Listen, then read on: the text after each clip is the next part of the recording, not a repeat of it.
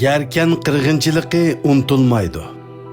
Aziz qarindoshlar, 2014-yili vatanimiz Sharqiy Turkistonning Yerken nahiyasida dunyoni larziga solgan ajoyib bir voqea yuz berdi.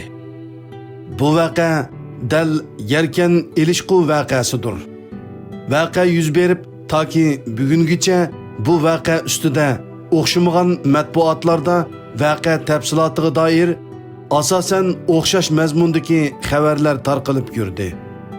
Ilishqu yezisida boshqa joylardagiga o'xshashla tekshirish punktlari qurilgan bo'lib, voqea yuz bergan vaqt dal Ramzonning oxirgi kunlari edi. Kishilar asosiy jihatdan kechalari masjid va uylarda ibodatlar bilan shug'ullanadi.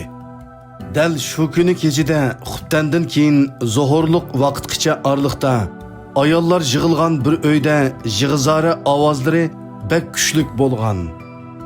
Normalda shahardagi tekshirish punktidagilardan yezidagilarning boshqurishi qattiqroq bo'lgani uchun bu ayollarni tutib soqchixonaga elib ketgan. Ayollar tutilib ketganlik xabari erlarga yetgandan keyin ular soqchixonaga ayollarni so'rab borgan. Ammo soqchilarning nachar muomalasiga uchirgan va soqchilar bilan orada surkilish kelib chiqqan. Surkilish kechichi davom qilgan. Buning bilan adolatsizlikka va haqoratga uchirgan xalq orasida ayollarni va bolalarni qo'g'dash uchun qurolliq kurash qilish chaqiriqi ko'tarilgan. Bu chaqiriq 3 mahalla ahliga yetkazilgandan keyin kishilar umumyuzlik qo'zg'alib, qo'llariga nima chiqsa shuni, ya'ni palta, kaka, pichoq, kaltak degandeklarni ilib, mashinasi borlar bo'lsa, mashinasi bilan Yerken tarafdan chiqadigan yo'llarni, Urumchi va Maralveshi taraflardan keladigan yo'llarni to'sib, orliqda qolib qolgan mashinalarni urib chiqishlar bilan jang boshlangan. Bu to'qinishda dastlabda bizning xalqimiz mutlaq ustunlikni egillagan. Bu jarayonda to'saqning ichiga kirib qolgan mashinalarning 40-50 donasini urib chiqib, odamlarining ichidagi Uyg'urlar bo'lsa tutib tavba qildirib, Xitoy bo'lsa urib o'ltirgan. Dongbog yezining boshlig'i Ilishquda xizmatga tushishlik edi. Shu sabab Xitoy kommunistlari voqeani tinchitishda qorshov ichida qolgan xalqning hammasini mayli hukumat xodimi bo'lsin yoki bo'lmasin qora quyuq etib etishga buyruq tushirganligi uchun soqchixona xodimlari, yezi boshliqlari qatorliq Xitoy hukumatining xizmatchilari mu qora quyuq etib o'ltirilgan. 7-oyning 28-kuni kechida Xitoy qurolliq taraf 3 kentdagi egilib olingan joylarga hujum qilib, u yerdagi Uyg'urlarni o'ltirib, naq maydonni pok-pokiza tozlayotgandan keyin 3 kentga qurolliq va tik uchar aeroplan, tanklar bilan bostirib kirgan. 3 kentning g'arbiy qismi cho'ng bir bo'z yerlik bo'lib, Xitoylar tik uchar bilan shu bo'z yerlikni charlashga boshlaganda aeroplanning ovozini anglab, sirtqa chiqqan odamlarni mu qo'shib etib tashlagan. Oilasidan chiqqan, uydan chiqqan, bu ishga aralashmagan xalqmu bu jarayonda qirilib tashlangan. Bu 3 kentda hech qanday odam qolmagan. Nahiyaning hokimi Ahad Said bir oydak bu yerda turdi. Millat din ishlari idorasining boshlig'i Nuriddinmu birga turdi. Bu odam ayni vaqtda Yerkendagi haj ishlariga mas'ul bo'lgani uchun nurg'un kishilarni haj ishlarini oson qilib berish, masjid silib berish qatorliq ishlarga va'da qilib, kishilarni o'zaro bir-biriga nazorat qilishga va terrorlik gumondori bo'lgan kishilarni tutib berishga tashkillab, shu mezgillarda nurg'un kishilarning turmalarga qamilishiga sababchi bo'ldi. 8-oy mezgili bu yerda havo intayin issiq bo'lib, Yerken nahiyasidagi Sahiya idorasidan 15 tak ayol doktor voqea chiqqan 3 kentga berib, naq maydon tozalashga qatnashgan bo'lib, shu ayollarning ichidan birining o'z og'zidan anglagan so'zida ular naq maydonni tozalayotganda 80 yosh atrofidagi bir mo'may bular tarafga qarab keladi. Qurolliq askarlar bu ayolni "Keyninga qayt" deb ogohlantirdi. Ayol o'zining navrisini izlab kelganligini deb oldiga mangdi. Dal shu vaqtda bu mo'may itib tashlanadi. Bu 15 nafar ayol naq maydonni ko'rdi va nima qilishini bilmaydi. Mo'may naq maydonda o'lib ketdi. Dal shu voqea sababli bu ayollarmi Xitoyning asli mohiyatini tonib yetdi. Bu ish o'tib, aradan 10 kunlar bo'lganda men o'zim ayolimni elib Tağarchi yezisiga chiqdim.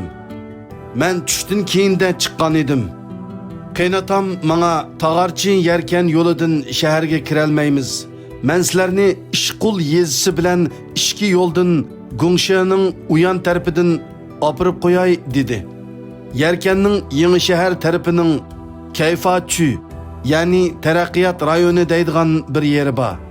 Qaynatam bizni dal shu yangi shahar rayoniga akiladigan joyda mashinadan tushirib qo'ydi. Chunki uning davomiga o'tkili qo'ymaydi.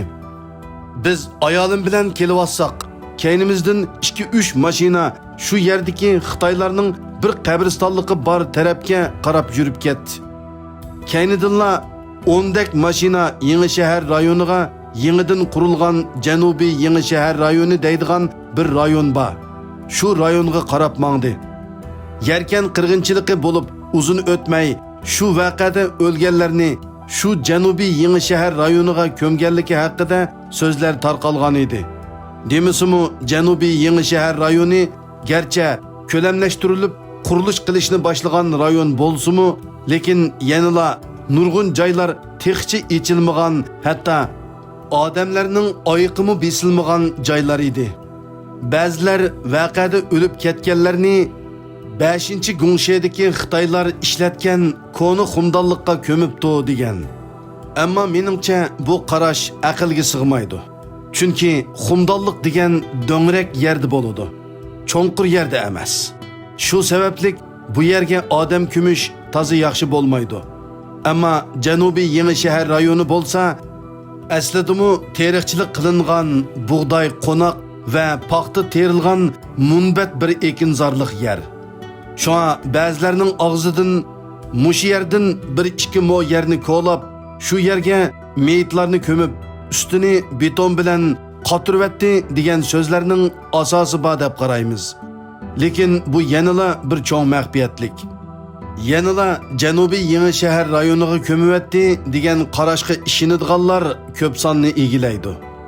Yerken Janubiy yangi shahar rayoniga asosiy jihatdan davlat xizmat organlari, masalan JX idorasi, taftish idorasi, sud mahkamasi qatorliqlarning hammasi ko'chib berib bo'lgan bo'lib, Yerken mujohidlari dal yangidan ochilgan Yerken nayilik JX idorasiga bostirib berib, soqchi boshlig'ini go'ro'ga olgandek nurg'un ishlar yuz bergan.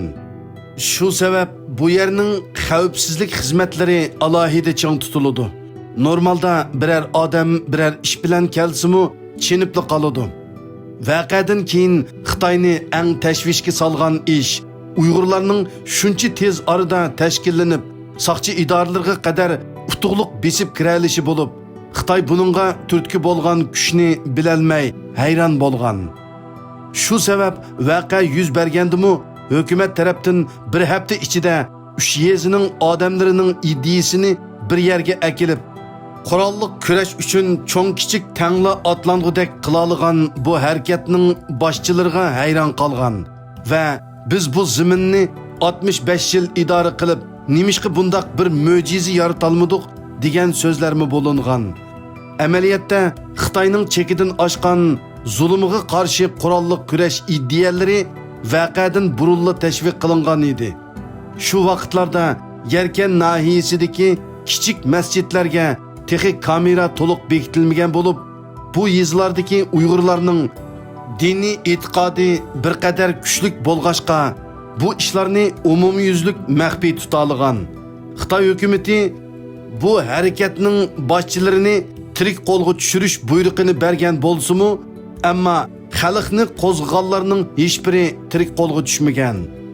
Voqeada Yerken Islom dini jamiyatining raisi Yerken Oltun Camii'nin imamı, yerken Konuşehir Seydiye Xanlığı vaqtidagi Çoğ Camii'nin imamı, Yeni Yol Mescidi'nin imamı, Yasin Qari Hacim, Hezbir Camisi'nin imamı Muhtar Qari Hacim qatarlıq katta dinni erbaplar muşu vaqa besilişinin aldıda birlikte vaqa yüz bergen naq maydonga barmoqchi bo'lganida Yerken nahiyesinin hakimi Ahad Said bularni sizlar u yerga berishga kechikib qoldinglar.